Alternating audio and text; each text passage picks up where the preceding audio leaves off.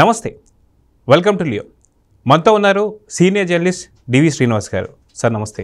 నమస్తే సార్, మనం చూసుకుంటే కేశినేని నాని వర్సెస్ కేశినేని చిన్ని వయా రాజ్ కసరెడ్డి, మొత్తానికి ఇదేదో మలుపు తిరగబోతుంది, ఒక వ్యూహంలాగా కనిపిస్తూ వస్తుంది. మొత్తానికి వ్యూహానికి సంబంధించినటువంటి ఒక కర్త కర్మ క్రియ ఎవరు, మొత్తానికి సూత్రధారులు ఎవరు, పాత్రధారులు ఎవరు అంటే ఏంటి, ఎందుకని ఇప్పుడు రాజ్ కసరెడ్డిని మధ్యలో తీసుకొచ్చాడు కేశినేని నాని అంటే ఏం చెప్తారు సార్? కేశినేని నాని ఈరోజు పెట్టినటువంటి ట్వీట్లో కసిరెడ్డి రాజు, కేశినేని చిన్ని ఇద్దరు వ్యాపార భాగస్వాములు అంటూ ఆయన పెట్టిన ట్వీటు, ముఖ్యమంత్రి చంద్రబాబుకు రాసిన లేఖ, లిక్కర్ మాఫియా దర్యాప్తులో ఈ వైపు కూడా దర్యాప్తు జరపాలని ఆయన డిమాండ్, ఇవాళ కావాలని తమ్ముడి పైన అసూయతో చేశాడా, లేదు జగన్మోహన్ రెడ్డి చేతిలో పావుగా మారి ఇవాళ ఈ లిక్కర్ మాఫియాపై జరుగుతున్నటువంటి ఆ ఎంక్వైరీని అడ్డుకునే కుట్రగా చూడాలా?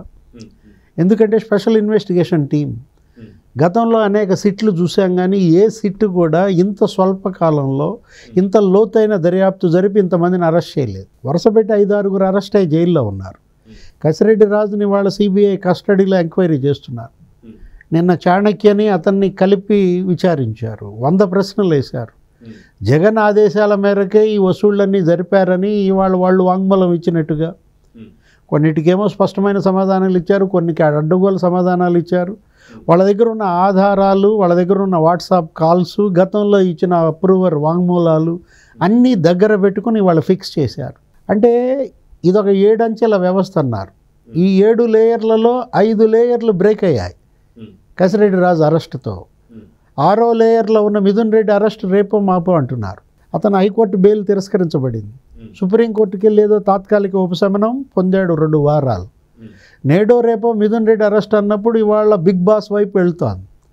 7th ఫేజ్లో ఉన్న జగన్మోహన్ రెడ్డి ఇవాళ అతని అరెస్టు అంటున్న నేపథ్యంలో ఎవరిని కాపాడటం కోసం ఇవాళ కేశినేని నాని ఈ ట్వీట్ చేశాడు. దాన్ని చిన్ని ఖండించాడు. ఏది కసిరెడ్డి రాజు సంస్థ, తన సంస్థ 2 సైడ్ బై సైడ్ ఉన్నాయని, ఇద్దరు కలిసి కట్టుబడి చేసి అక్కడ నిర్మాణం చేద్దామనుకున్నామని అప్పటికి తాను క్రియాశీల రాజకీయాల్లోకి రాలేదని, ఆ ప్రైడ్ ఇన్ఫ్రా గురించి మాట్లాడుతూ ఇప్పుడు కేశినేని నాని ఏం చేశాడు, వాళ్ళిద్దరి ఈష్ణవి లేకపోతే ఈ ప్రైడు ఈ 2 కూడా ఒకే అడ్రస్లో ఉన్నాయి, లేకపోతే ఈ రెండింటికి ఒకే మెయిల్ ఐడి ఉన్నాయనో ఏదో రాసుకుంటూ వచ్చాడు. ఇదంతా కూడా నిజమే అయితే, వాస్తవమే అయితే కేశినేని నాని గతంలో ఎందుకని బయటపెట్టలేదు, ఎన్నికల ముందు ప్రచారంలో ఎందుకు చెప్పలేదు? అంటే నువ్వు ఓడిపోయిన తర్వాత అసూయతో చేస్తున్న ఆరోపణల, 10 ఏళ్ళు నువ్వు ఎంపీగా పనిచేసావు, అన్నగా నువ్వు 10 ఏళ్ళు ఎంపీగా ఉన్నప్పుడు నీ తమ్ముడు ఏనాడు నీ యొక్క వ్యాపార లొసుగులు బయట పెట్టలేదు.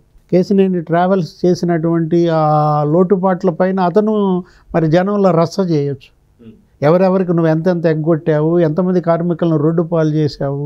అంటే 10 ఏళ్ళు నువ్వు ఎంపీగా చేసిన నీ తమ్ముడు నీకు సహకరించినప్పుడు ఇవాళ నీ తమ్ముడు ఎంపీగా సంవత్సరం కాకుండానే ఈ విధమైన కుట్రలు, ఈ విధమైనటువంటి ఆరోపణలు చేస్తుంటే ఇవాళ ఏంటి, ఇవాళ ఇంటి గుట్టు లంకకి చేటు అంటారు. అట్లా ఇప్పుడు కేశినేని ఇంటి గుట్టు బెజవాడ లంకకి చేటు అయిందా? మనకు అదే కనపడుతోంది. ఒక అసూయతో చేస్తున్న ఆరోపణలుగానే దీన్ని చూడాలి. ఎందుకంటే గతంలో కేశినేని చిన్ని ఒక ట్వీట్ చేశాడు, సోషల్ మీడియా వీధుల్లో ఒక సైకో తిరుగుతోంది, అప్రమత్తంగా ఉండండి బెజవాడ ప్రజలారా, తస్మాత్ జాగ్రత్త అన్నాడు. ఏది 100 కోట్లకి బరువు నష్టం దావా చేశాడు. ఎవరిపైన? కేశినేని నాని పైన. అతను అనొచ్చు 100 కోట్లు కాకపోతే 1000 కోట్లకి 1,00,000 కోట్లకి అనొచ్చు.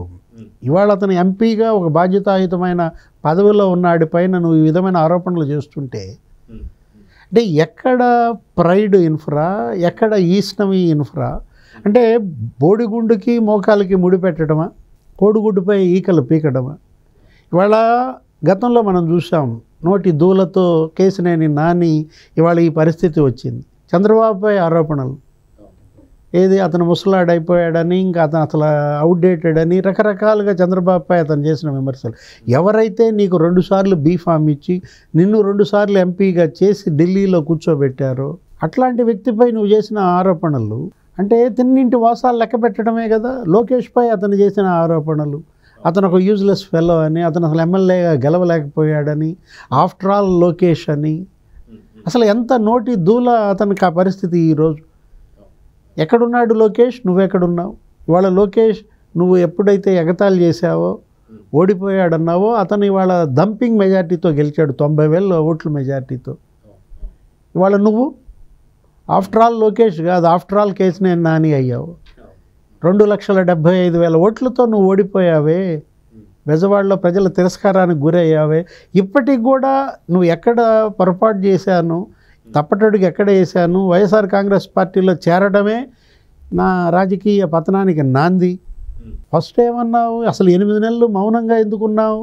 ఇప్పుడు నేను ప్రత్యక్ష రాజకీయాలకు గుడ్ బై అన్నావు, పోనీ దానికి స్టిక్ ఆన్ అయ్యావా? ఈ ట్వీట్లు ఏంటి అంటే, మొదట 8 నెలలు నువ్వు సైలెంట్గా ఉండటం వెనక వ్యూహం ఏంటి? తెలుగుదేశంలో నువ్వేదో చేరాలని ప్రయత్నించినట్టు మీడియాలో కథనాలు మనం చూసాం. బీజేపీలో చేరుతున్నాడని, ఎన్డీఏలోకి వస్తున్నాడని, అవన్నీ వాళ్ళ భగ్నం అయ్యేసరికి ఇప్పుడు భగ్న ప్రేమికుడిగా ఈ యాసిడ్ దాడికి పాల్పడుతున్నాడా? ఈ ట్విట్టర్ దాడిని ఎలా చూడాలా? అయితే మనం చూసుకుంటే సార్, మీరు అన్నట్టుగా 10 ఏళ్ళు ఎంపీగా ఉన్నటువంటి ఒక నాని పైన చిన్ని ఎటువంటి ఆరోపణలు అనేది చేయలేదు. తర్వాత జరిగినటువంటి పరిణామంలో 100 కోట్లు ఏదో జరిగింది. ఇదంతా ఒకటైతే, ఇప్పుడు లిక్కర్ స్కామ్ ఒక మలుపు తిరుగుతున్నటువంటి సందర్భంలో లిక్కర్కి సంబంధించినటువంటి రాజ్ కసిరెడ్డికి చిన్నికి ముడిపెడుతూ మాట్లాడినటువంటి మాటల్ని ఎలా చూడండి? ఎందుకంటే ఇదంతా చూస్తుంటే మనం క్విట్ ప్రోకో చూసాం, అసలు ఎక్కడ సంబంధం లేకుండా దాని అంతా మలుపులు తిప్పుతూ తీసుకొచ్చిండాడు జగన్. అదేవిధంగా చూసుకుంటే వివేకానంద రెడ్డి గారి కేసులో కూడా ఎవరెవరైతే హత్య చేశారో వాళ్ళందరూ కూడా గూగుల్ మ్యాప్స్ ద్వారా దొరికిన తర్వాత కూడా సునీత పైన ప్లస్ వాళ్ళ అల్లుడు రాజశేఖర రెడ్డి గారి మీద కేసు ఒకటైతే చూసాం. అంటే ఎక్కడ కూడా చట్టంలో ఉన్న నొసుకులు తీసుకొని దీన్ని ప్రొలాంగ్ చేస్తానికి ఇది ఒక వ్యూహం అని చెప్పి అనుకోవచ్చు. దర్యాప్తుని పక్కదారి పట్టించే వ్యూహం, ఇవాళ సిట్ని వక్రీకరించే వ్యూహం. వాళ్ళు వెళ్లాల్సిన డైరెక్షన్లో దర్యాప్తు జరగనీయకుండా ఆ దర్యాప్తుని దారి మళ్లించే వ్యూహంగా దీన్ని చూడాలన్నమాట. ఎందుకంటే రాజ్ కసిరెడ్డి వాళ్ళ మొత్తం డిస్టిలరీలు ఎవరెవరు ఏ డిస్టిలరీలు కబ్జా చేశారు, అతను ఒక్కడే 2,300 కోట్లు అతను కొల్లగొట్టాడని, ఆ డబ్బుతో అతను సినిమాలు తీశాడని, హాస్పిటల్స్లో పెట్టుబడులు పెట్టాడని మొత్తం వరుస పెట్టి సిట్ నిర్ధారిస్తోంది. ఏదో స్పై అనే సినిమా తీశాడని, ఒక 5 సినిమాలకు అడ్వాన్సులు కూడా ఇచ్చాడని, అసలు విదేశాల్లో ఒక బ్యాంకు కూడా ఏదో వీళ్ళు ఏర్పాటు చేశారని. అంటే వీళ్ళే ఒక బ్యాంక్ ఏర్పాటు చేసే స్థాయికి వచ్చారంటే అతను ఎంత ఈ వసూలు చేసిన ముడుపుల్లో కేవలం 20%, అతను 10% 20% వసూలు చేసేవాడే 2,300 కోట్లు అక్రమార్జన కనపడుతుంటే, ఇప్పుడు ఆ ముడుపుల వసూళ్లలో ఉన్న తేడాలే ఇవాళ తోడు దొంగలు ఒకళ్ళనొకళ్ళు బయట పెట్టారు. విజయసాయి రెడ్డే బయట పెట్టాడు, ఏది మొత్తం కర్త కర్మ క్రియ రాజ్ కసిరెడ్డి అని. అంటే విజయసాయి రెడ్డి ఇవాళ కసిరెడ్డి రాజును ఫిక్స్ చేశాడని ఆ అక్కసుతో ఇవాళ కేసినేని నానిని చిన్నిపై ప్రయోగించాడా? దీని వెనుక జగన్మోహన్ రెడ్డి హస్తం కనపడుతుంది. ఏది మొత్తం చక్రం తిప్పుతోంది జగన్మోహన్ రెడ్డి. జగన్మోహన్ రెడ్డి చేతుల్లో ఇవాళ పావుగా కేసినేని నాని. మనం అన్నది అదే, ఏది ట్విట్టర్ హ్యాండిల్ ఇవాళ నాని చేతిలో ఉందా జగన్ చేతిలో ఉందా మనకు అర్థం కావట్లేదు. ఇప్పుడు ఇవాళ కేసినేని నాని అతను ఎప్పుడో రాజకీయాల్లోకి రాకముందు సైడ్ బై సైడ్ ఉండొచ్చు, ఉన్నటువంటి 2 స్థలాలు సరిహద్దు స్థలాలు కలిపి కట్టుబడి చేసుకోవాలని ప్రయత్నించవచ్చు. ఆ తర్వాత ఇతను రాజకీయాల్లోకి రావడం, ఆ అగ్రిమెంట్ బ్రేక్ అవ్వడం, దానివల్ల తను ఆర్థికంగా నష్టపోయానని కూడా కేసినేని చిన్ని చెప్తున్న నేపథ్యం. అంటే ఏంటి, ఏదో రకంగా చిన్నీని ఫిక్స్ చేయాలి అనే ఒక అసూయ, ఒక అక్కసు కనపడుతుంది దీంట్లో. అదిగాక అంతిమ లబ్ధిదారుడు ఎవడు అనేది కనిపెట్టకుండా ఉండడానికి మధ్యలో ఈ బ్రేక్ వేస్తున్నాడని చెప్పి కూడా అనుకోవచ్చు అంటారు. అంతే కదా. ఇప్పుడు మిథున్ రెడ్డిని అరెస్ట్ ఆపే ప్రయత్నమా, లేకపోతే జగన్మోహన్ రెడ్డి దాకా ఈ దర్యాప్తుని చేరనీయకుండా అడ్డుకునే కుట్ర? ఎందుకంటే ఇవాళ ఇది ప్రజాధనం. ఏంటి, దగ్గర 20,000 కోట్లని శ్వేతపత్రంలో చెప్పారు. కానీ సోమిరెడ్డి చంద్రమోహన్ రెడ్డి వీళ్ళ ఆరోపణలు ఇది 1,30,000 కోట్లు అంటున్నారు. అంటే మొత్తం అంతా నగదు వసూలు జరిగింది. ఆ వసూలైన నగదంతా కూడా మనీ లాండరింగ్ జరిగిందన్నారు.